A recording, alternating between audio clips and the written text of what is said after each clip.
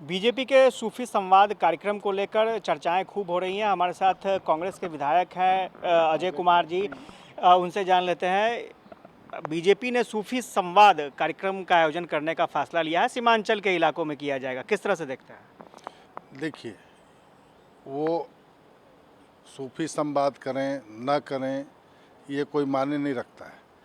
जब खाना रहीम का नाम आपने सुना होगा, खाना रहीम ने कहा कि तुलसीकृत रामचरितमानस जो है यह हिंदुओं का वेद है और मुसलमानों का कुरान है। ये हमारी गांगी जमुनी संस्कृति है।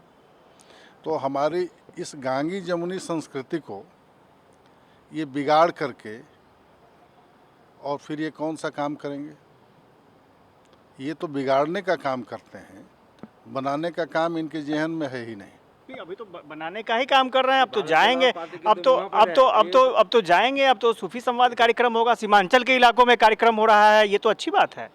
ऐसा है कि जब देश की आज़ादी के साथ ये संवाद नहीं कर सके कि देश कैसे आज़ाद होगा, घर में छिपे रहे और कई लोग जो हैं, एक दो की गिनती नहीं, कभी बिहार के मुख्यमंत्री रहे माननीय लालू प्रसाद जी ने एक स्ट्रीम लाइन या फ्रंट लाइन कोई पत्रिका थी जो पार्लियामेंट में, उसमें एक बटुकेश्वर दत्त मामले में अंग्रेज़ों की गवाही करने का मामला था और उस समय तत्कालीन प्रधानमंत्री अटल बिहारी वाजपेयी जी थे और उन्होंने कहा कि माननीय प्रधानमंत्री जी, इस पर आप हुक्म करें तो मैं मानहानि का मुकदमा करूंगा।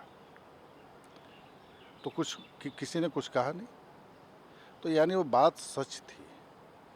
गोली तो इस देश के लोगों ने खाया और मुखबिरी जो है, इस देश में जो मुखबिरी करने वाले लोग थे वो इस देश को जो आज़ाद ही नहीं होने देना चाहते थे।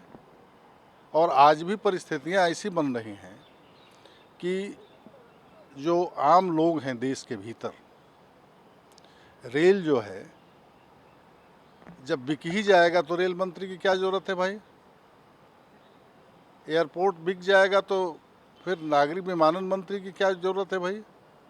जब सब आप बेच ही देंगे अडानी जी के हाथ में, तो इन मंत्रियों की ज़रूरत क्या है? हम लोग बात कर रहे थे सर सूफी संवाद कार्यक्रम का, तो क्या ये लगता है कि ये लोग सूफी संवाद कार्यक्रम कर रहे हैं बीजेपी वाले, तो आप लोगों के वोट में सेंधमारी हो जाएगी? देखिए, वोट में सेंधमारी का मामला अलग है।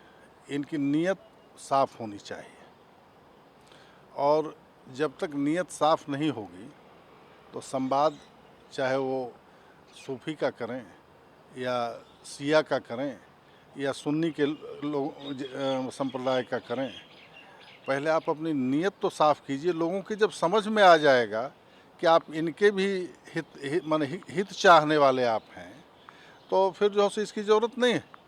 लेकिन ये समझ में तो आवे कि आप पूरे हिंदुस्तान में रहने वाले जो लोग हैं, आदमी हो, पशु हो, पहाड़ हो, एयरपोर्ट हो, रेल हो, भेल हो, क्या कहते हैं, सेल हो, जेल हो, ये सब जो है सो जब आप सुरक्षित रखेंगे तो इन सारी बातों पर जब जो है सो आपकी नीयत साफ होगी तो ऐसे किसी भी प्रवचन की ज़रूरत नहीं है ना।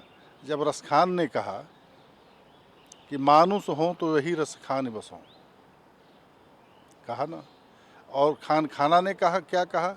जा पर विपदा पड़त हैं सो आवत ही देश, यानी वो चित्रकूट चले गए। तो ईश्वर को खोजने के लिए खाना रहीम जो है सो चित्रकूट जाते हैं और रसखान जो है सो उसी गोवर्धन पहाड़ के नीचे, अगर मनुष्य हों तो यहीं बसें, पशु हों तो यहाँ जन्म ले लें, ऐसी बात कहते हैं। ये है भारतीय संस्कृति। अगर इस भावना के साथ क्या कहते हैं, कोई भी मानसिकता या आयोजन या नीयत अगर होती है तो कहीं कोई दिक्कत नहीं है, ये होनी चाहिए। लेकिन क्या कहते हैं, वोट मिलना नहीं मिलना ये अलग की बात है। जिसको वोट मिलेगा वो राज करेगा, वो सत्ता में जाएगा। लेकिन क्या जिसको वोट नहीं मिला वो देश के लिए नहीं सोचेगा? क्या देश का मजदूर अगर ईमानदारी से काम करेगा तो देश वहीं से बनेगा, किसान अगर ईमानदारी से काम करेगा तो देश वहीं से बनेगा, एक शिक्षक ईमानदारी से पढ़ाएगा तो देश बन रहा है। हर तबके में काम करने वाले लोग अपना काम ईमानदारी से करेंगे तो देश बन रहा है। और राजनीति करने वाला राजनेता अगर ईमानदारी से अपनी राजनीति को तय करता है तो देश वहीं से बनेगा। अगर उसमें तनिक भी बेईमानी होगी तो देश को नुकसान होगा। Thank you. तो आपने सुना कि किस तरह से कांग्रेस के विधायक सोच रखते हैं और इस तरह की चर्चा काफ़ी हो रही है कि बीजेपी की इस मुहिम को किस तरह से देखा जाए। फिलहाल अलग अलग दलों की अलग अलग राय है, लेकिन बीजेपी की मुहिम कितनी सफल हो पाएगी देखना दिलचस्प होगा। कैमरा पर्सन राजेश के साथ आशुतोष चंद्रा, कशिश न्यूज़, पटना।